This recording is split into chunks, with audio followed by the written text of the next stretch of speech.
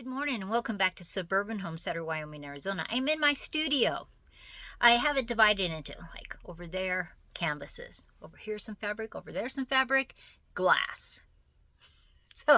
But I was doing my video for Fused Glass Artwork and More. It didn't turn out the way I wanted to, so I remade them and I'm going to lower the temperature of the kiln to get what I want.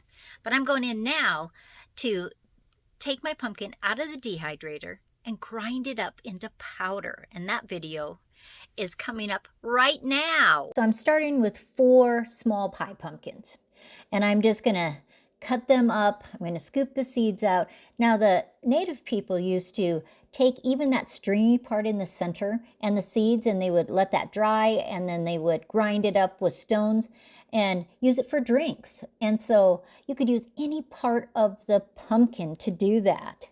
And so I'm just cutting in about 1/4 inch pieces. I have a strainer in the water and I'm going to put that to a boil. It just makes it easy to get the pumpkin in and out of the boiling water and into a water bath. So it just is barely covering it, and I want to boil that for about a minute. Shake it off, and then we're going to just put it in another pot that is ice cold water. And so I just put that whole strainer in there, and that way it can cool and it's easy. And I have a cookie sheet with a towel and then some paper towels. I want the excess water off. I don't want all that moisture going into my dehydrator. Now you can cut the pumpkins any size you want, but I'm going to pat it with some paper towels so that any extra moisture is just going to get wicked away. And it makes it so that it doesn't take quite as long to dry. The thicker you cut the pumpkins and the bigger, the longer it takes. So there they are on some sheets, and they're just going to go into the dehydrator, 135 degrees. And look what they look like when they come out. They're so tiny and hard. It's exactly what I wanted. So I have them in my Vitamix. That's all 4 pumpkins when it's dehydrated. It's craziness. And so I'm going to put the lid on. So remember, they started out being pumpkins about this size. And I'm going to turn that on. It's really loud, so that I turned that volume off so you didn't have to listen to that. But it's just going to grind it up.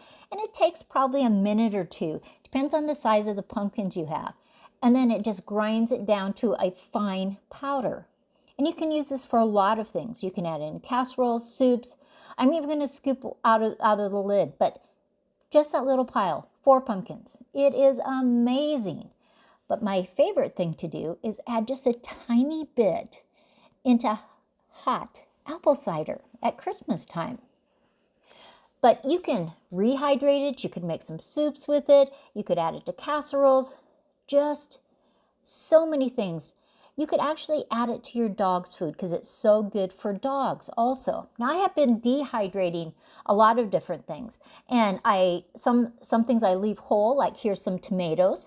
But I have many times ground those up. I've ground up onions also to make it into powder. Now all pumpkins have different strengths of the taste of pumpkins.